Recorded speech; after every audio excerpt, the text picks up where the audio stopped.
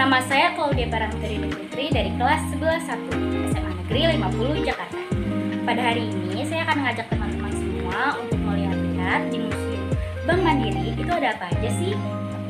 Jadi kita langsung berangkat aja dengan menggunakan transportasi umum. Gimana sih caranya? Yuk disimak.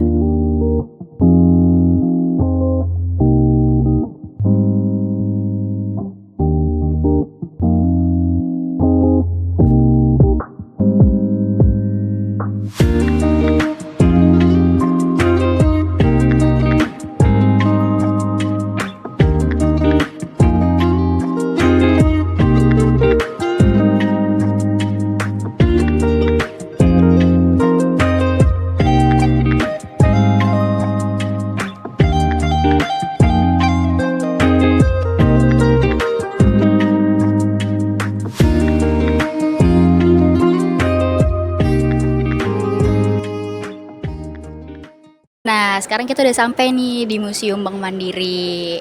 Bagi teman-teman yang suka banget pengalaman berbeda dan istimewa dan mau menikmati wisata sejarah kali ini, bisa banget untuk mengunjungi Museum Bank Mandiri yang letaknya di Kecamatan Taman Sari, Kota Jakarta Barat. Sekarang yuk kita eksplor museumnya.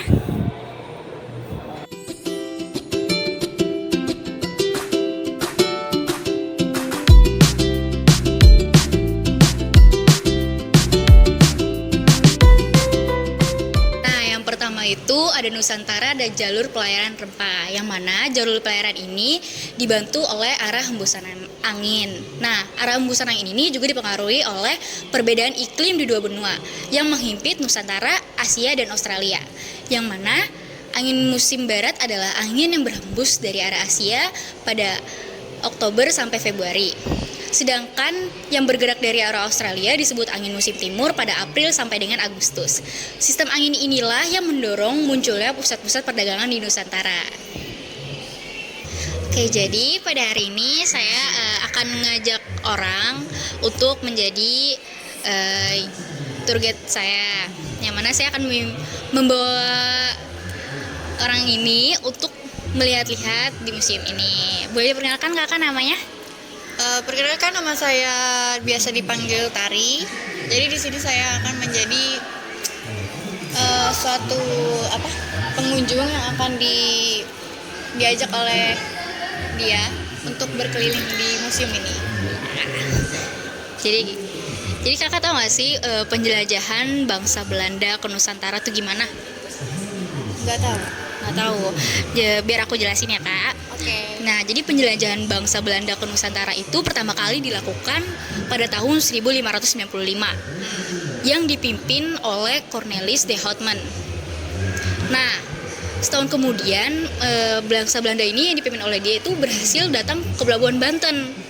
Namun ternyata sikapnya de Houtman ini malah membuat warga setempat itu tidak nyaman karena mereka malah beradu mulut dan terjadinya perlawanan atau konflik, sehingga bangsa Belanda ini harus segera pergi dari Pelabuhan Banten. Namun de Houtman ini tidak mau pergi apabila dia tidak membawa rempah-rempah dari Pelabuhan Banten tersebut.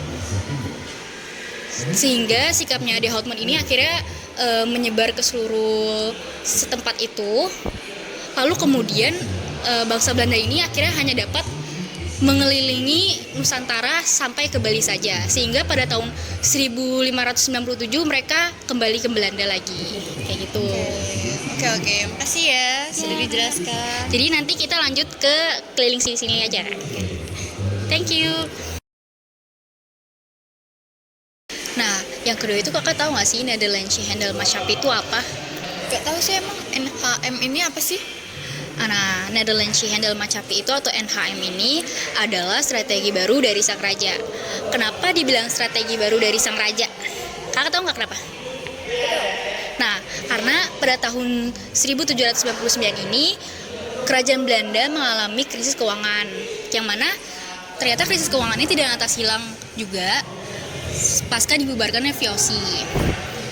Kenapa tidak hilang juga? Karena VOC ini ternyata memumpuk hutang yang sangat besar, dan VOC ini juga sebagai sumber pendapatan utama bagi negara Belanda itu sendiri, sehingga ini juga menyebabkan penurunan pendapatan bagi negara itu. yang mana ternyata penurunan ini sangat signifikan bagi kerugian ekonomi dan aspek lainnya. Sehingga solusinya kakak mau tahu nggak itu apa? Solusinya itu pasti ini enggak sih? Dia harus mendirikan sebuah perusahaan. Ya betul, bangsa Belanda ini harus mendirikan perusahaan sekelas VOC. Nah, perusahaan itu namanya Nederlandsche Handel Maatschappij, yang mana ini didirikan pada tanggal 29 Maret 1824 di Den Haag, Belanda. Tujuannya adalah untuk memperbaiki perekonomian Belanda pada saat itu. Oh, oke. Makasih ya. Oke.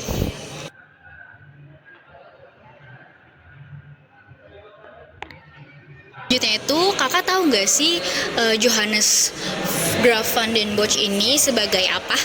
Nggak tahu emang apa sih dia perannya itu? Nah, Johannes Graaf van den Bosch ini perannya sebagai gubernur atau bisa dipanggil Gubernur Jenderal Graaf van den Bosch. Nah, pada tahun 1830 itu pemerintah Belanda mengubah haluan kebijakannya untuk memperbaiki ekonomi. Nah, Gubernur Jenderal Graaf van den Bosch ini berperan sebagai untuk memperkenalkan sistem kultur stelsel. Yang pada masa itu juga Nederlandsche Handel Maatschappij ini juga berpartisipasi dalam pengelolaan hasil kultur stelsel ini. Gitu. Hai, makasih ya penjelasannya. Siap.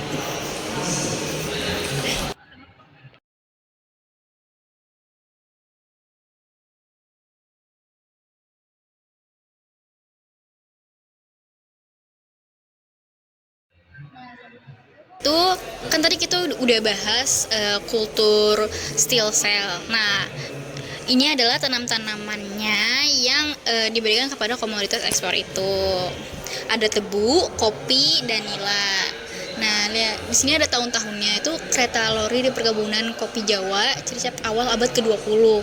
Terus di sini ada pabrik gula di Wonopringgo pada abad ke-20. Nah, yang terakhir itu ada pengangkutan daun nila di Sukorejo awal abad ke-20. Nah, sistem kultur stelsel ini dibilangnya itu janji semanis gula, praktik sepahit kopi. Kakak tahu nggak sih kenapa dibilang kayak gitu? Tidak tahu, emang kenapa tuh? Nah, itu dibilang seperti itu karena pada prinsip kebijakan kultur stelsel itu didasarkan pada kebijakan bahwa desa-desa berutang pajak tanah kepada pemerintah sebesar 40%, yang mana itu dihitung dari hasil panen utama. Contohnya itu kayak beras. Nah, karena pajak tersebut dapat jarang terpenuhi oleh masyarakat, maka masyarakat itu di desa itu diwajibkan untuk membayarnya atau menyediakan sebagian lahan untuk ditanami komoditas ekspor seperti tadi kopi, tebu, dan nila. Nah, memang jika secara teori ada potensi keuntungan yang akan diperoleh masyarakat dalam sistem kultur stelsel ini. Tetapi kenyataan yang terjadi adalah sebaliknya. Sistem ini membuat sebagian besar waktu dan tenaga kerja petani dihabiskan untuk mengurus tanaman wajib ketimbang mengolah tanaman kebutuhannya sendiri. Kenapa sih dibilangnya wajib gitu? Karena ya seperti tadi, karena di desa ini masyarakatnya tidak dapat memenuhi 40% pajak tersebut, maka di desa ini diwajibkan untuk menyediakan atau memberikan sebagian lahan untuk ditanami komoditas ekspor. Nah, selanjutnya kita berada di ruangan foto-foto. Nah, yang pertama itu ada foto perkebunan tembakau tahun 1905. Lokasinya tuh di mana? Lokasinya itu di Delhi. Oke. Ya. Kita lanjut ke foto kedua. Foto kedua itu fotonya mengenai tentang pengangkutan hasil perkebunan teh. Yang mana ini pada tahun 1921 di Siantar. Nah, foto yang ketiga ini ada perkebunan kelapa sawit. Yang mana ini pada tahun 1919 di Medan. Selanjutnya kita ke atas.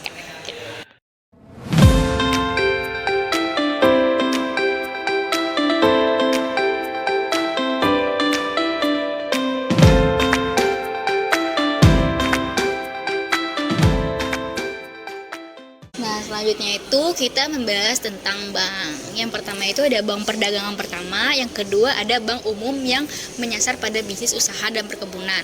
Kenapa kita membahas bank? Karena di sistem kultur steel cell tadi itu mungkin dipraktikkan secara monopolistik.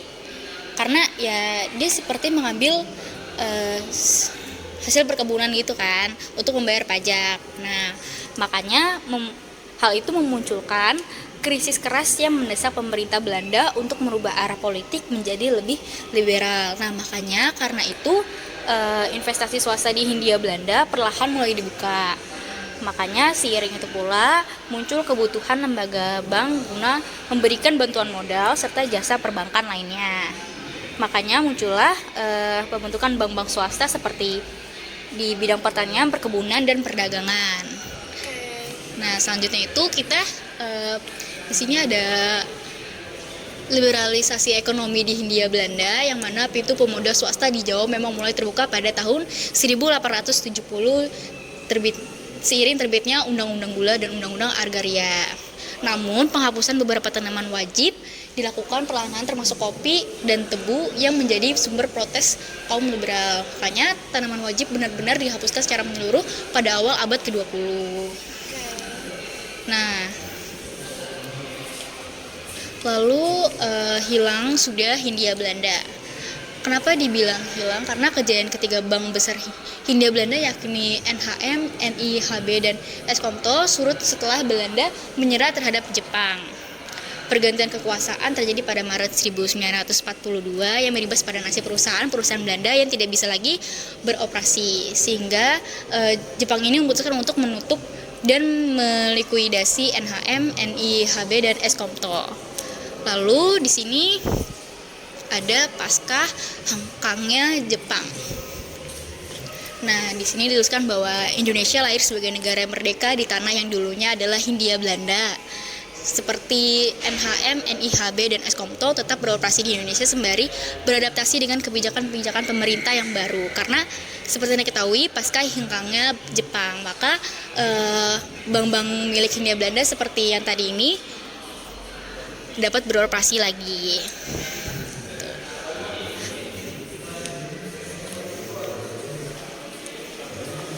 Selanjutnya di sini ada Negara Kesatuan Republik Indonesia. Republik Indonesia Serikat RIS dan dibentuk setelah konferensi meja bundar. Nah, selanjutnya di sini saya bakal nyebutin nama-nama bank yang ada di Indonesia, yaitu pertama ada Bank Industri Negara, lalu ada Bank Pembangunan Indonesia, selanjutnya ada Bank Tunggal atau Bank Berjoangan, selanjutnya ada Bank Bumi Daya atau BBD, lalu ada Bank Dagang Negara atau BDN. Terakhir ini ada Bank Ekspor Impor Indonesia atau dibacanya Bank Eksim. Selanjutnya lagi di sini aku bakal bahas krisis ekonomi di Indonesia. Nah, krisis keuangan Asia pada tahun 1997 adalah periode krisis keuangan yang memengaruhi sebagian besar Asia Timur dan Tenggara pada akhir tahun 1990-an. Nah, krisis ini dimulai di Thailand pada bulan Juli 1997 ketika devaluasi mata uang baht memicu kekacauan keuangan yang menyebar dengan cepat ke negara tetangga. Kekhawatiran akan potensi kehancuran ekonomi global muncul seiring dengan penularan krisis ke pasar internasional menandai periode dan ketidakstabilan ekonomi yang meluas. Oleh karena itu, rupiah makin terpuruk sehingga nilai mata uangnya semakin jatuh dari dolar itu. Semakin anjlok bisa dibilang. Nah, sebagai solusi atau krisis pemerintah Indonesia dengan dukungan IMF atau Dana Moneter, Bank Dunia, Bank Pembangunan Asia, dan konsultan internasional melaksanakan program restrukturisasi secara menyeluruh. Sebelum pemerintah sudah mengumumkan rencana akan dimergernya BBD, BDN, dan Bank Eksim dan Bapindo. Namun belum jelas bentuk konsolidasinya dan cara pelaksanaannya masih didiskusikan.